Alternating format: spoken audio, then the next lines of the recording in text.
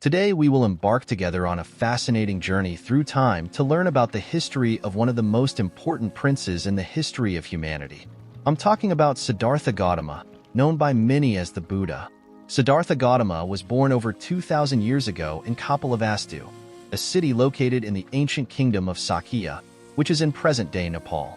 He belonged to the royal family of the Sakyas, being the son of King Suddhodana and Queen Maya. From birth, he was surrounded by luxury and comfort in the royal palace of Kapilavastu. To ensure Siddhartha's happiness and success, his father isolated him from the outside world, creating an artificial environment where pain, sickness, old age, and death were only distant stories. This excessive protection, aimed at ensuring the prince's happiness, had significant consequences on his upbringing and worldview. Siddhartha lived in a restricted environment within the palace and its gardens, with no contact with the reality of the outside world. He did not witness poverty, sickness, old age, or death. He received a high-level education, learning various arts, sciences, and philosophies, but with a focus on worldly pleasures and achievements. His life was full of playful and festive activities, with musicians, dancers, and acrobats to entertain him constantly. Guards protected the prince day and night, avoiding any kind of danger or discomfort. Siddhartha had no autonomy to make decisions or make his own choices. His life was carefully planned and supervised by his parents and tutors. Siddhartha did not have a clear understanding of the reality of the world outside the palace. He believed that life was only pleasure and happiness, without pain or suffering. By not having contact with the suffering of others, Siddhartha did not develop the ability to put himself in others' shoes and feel empathy for their pains. Despite his privileged life, Siddhartha always carried with him a profound restlessness. He questioned the meaning of life and sought something beyond worldly pleasures. Before we continue, I would like to invite you to enjoy this video and subscribe to our channel so you don't miss our daily videos. At the age of 29, Siddhartha finally received permission to leave the palace for the first time. In his early excursions, he encountered the harsh reality of the world: sickness, old age, poverty, and death. These experiences deeply shook him and led him to question everything he had learned up to that point. He began to seek answers to life's big questions. What is the meaning of suffering? How can we achieve true happiness?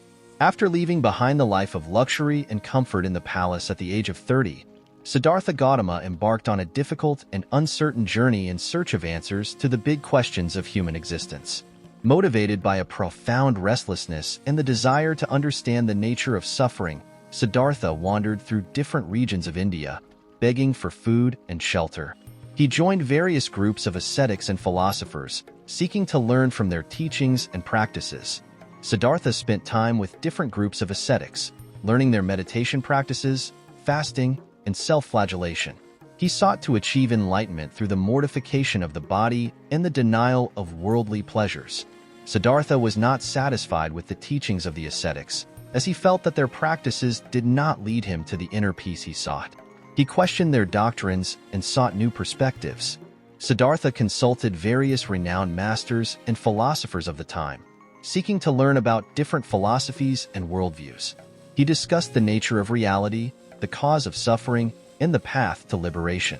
Siddhartha underwent extreme ascetic practices, such as fasting for long periods, living in isolation, and subjecting himself to severe self-discipline. He sought to achieve enlightenment through the mortification of the body and the denial of desires. Despite his dedication to ascetic practices, Siddhartha realized that the mortification of the body did not lead him to the inner peace he sought. He began to question the effectiveness of these practices and to seek a more balanced path. Siddhartha abandoned extreme ascetic practices and adopted the middle way, seeking balance between austerity and physical and mental well-being. He began to eat moderately, practice meditation regularly, and live in community with other monks.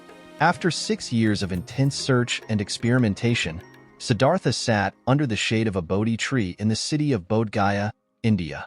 He entered a deep state of meditation, determined to find answers to his questions. That night, under the light of the full moon, Siddhartha finally attained enlightenment. He understood the nature of reality, the cause of suffering, and the path to liberation. From that moment on, Siddhartha Gautama became the Buddha, the Enlightened One. With enlightenment, Siddhartha Gautama dedicated the rest of his life to sharing his teachings with the world, helping other beings to also achieve inner peace and liberation from suffering. He founded the Buddhist community and traveled through different regions of India, preaching the Dharma, the universal law. Siddhartha Gautama's journey teaches us that true happiness is not found in wealth, power, or worldly pleasures. It lies in understanding the nature of reality and in liberation from suffering. His story inspires us to seek self-knowledge, to question our beliefs, and to follow a path that leads us to inner peace and fulfillment. One of the most interesting things in the story of Buddha, Prince Siddhartha, is the simplicity of a man who decided to sit under a tree and silence his mind until finding answers. A simple act that anyone can do in their daily lives. And as a consequence, he achieved enlightenment, the union with what we call the divine. When he decided to dive into himself to find answers, he ended up gaining the world and beyond.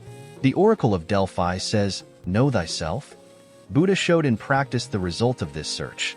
A simple man sitting in a forest produced results that still reverberate 2,500 years later. The question remains, what are you waiting for to learn to silence your mind and be liberated? What could you produce internally and externally if you were able to ascend a few steps in your degree of enlightenment? Remember, if you want to delve deeper into your spiritual connection, in the pinned comment of this video, there is a step-by-step guide to start from scratch and achieve a deep state of meditation. Don't forget to leave your like and subscribe to the channel for more inspiring content like this. Until next time,